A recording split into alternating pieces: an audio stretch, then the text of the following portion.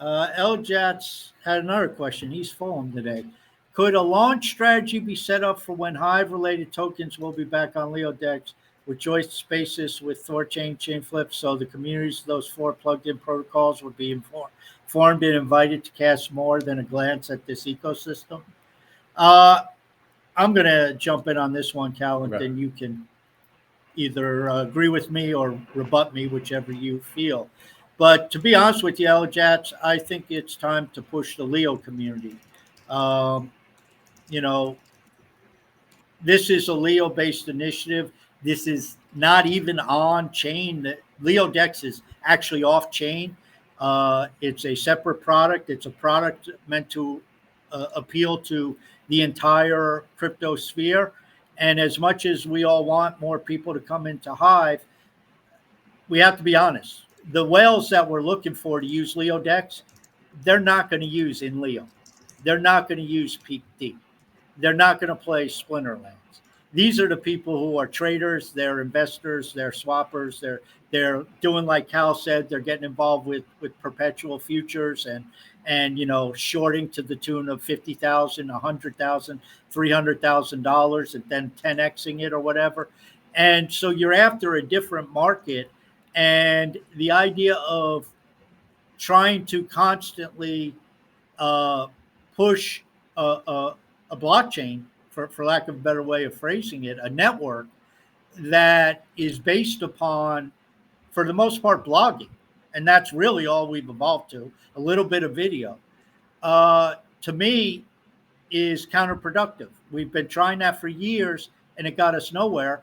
And so, what Cal's doing now, from my understanding, is he's trying to accumulate these fees to bring that in, to buy the token, to build the value of the token, along with the social media that we all enjoy, along with the future of AI applications and AI features and AI services that have been talked about. And that's all under the Leo umbrella. Will some go to blogging? Some go to threading? Yeah, maybe some do. But the point being, nothing garners more attention than a token taking off in price. I mean, we've fought it for years, but that's the reality. If a token is taken off and people see a token go from 2 cents to $2, that gets a hell of a lot of attention. And the way to do that, from my understanding, is let's get these revenue streams developed. Let's pull the money in. And then those of us who start to use Leo chat, the Leo AI chat, when that comes out and things of that nature, that can then be pushed in front of these people. And maybe that'll have a little bit more appeal. But trying to pull it in and trying to do all of this and promote all this stuff, by now it should be obvious. People on the outside don't care. You can run around Twitter all day talking about Hive, you can talk about threads. They're not leaving Twitter. They're not leaving X. They're not leaving YouTube. I mean, this should be evident. So now we have a product, in my opinion, that totally is divorced from that. It's external facing. And we know there's people out there doing big numbers on this stuff, even with just that Thor wallet, 600,000 in fees on one chain. That's pretty significant. I don't know if you agree or disagree with that, Cal, but that's just my Yeah, I viewpoint. agree with that. I think, it's important for our economy to continue to grow. And I think that we've kind of hit the upper limits in terms of, where we're going to go as just a social platform. So I think developing, our capabilities as a DEX interface in this ecosystem that is growing rapidly, and the cross-chain DEX ecosystem is growing very rapidly. So, developing a technology and an application in this arena, I think, is really important for us, as an ecosystem. And like I've said, my number one priority will always be, Leo.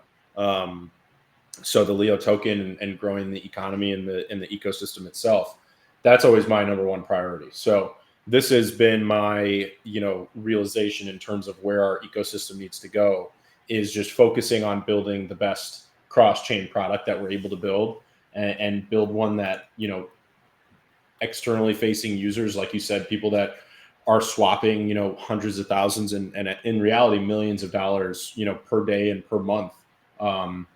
In the world of crypto, there's a lot of people out there doing that. And, it's important that we just make an externally facing app that's really great, and focus on the core product, the core features like swapping, making it work flawlessly, and adding these really heavy usability features like, what I showcased, where you can swap from one wallet to another without having to leave the UI, without having to do anything, and just making it really simple, really seamless. And then over time, innovating the same way we did with Inleo, innovating new things like a portfolio page, and like that tokens page that I showed you, which will go live soon. Innovating those things and bringing those things to the world of cross-chain that nobody else has done is something that I think our team is uniquely positioned to do. And our community is uniquely positioned to make them great.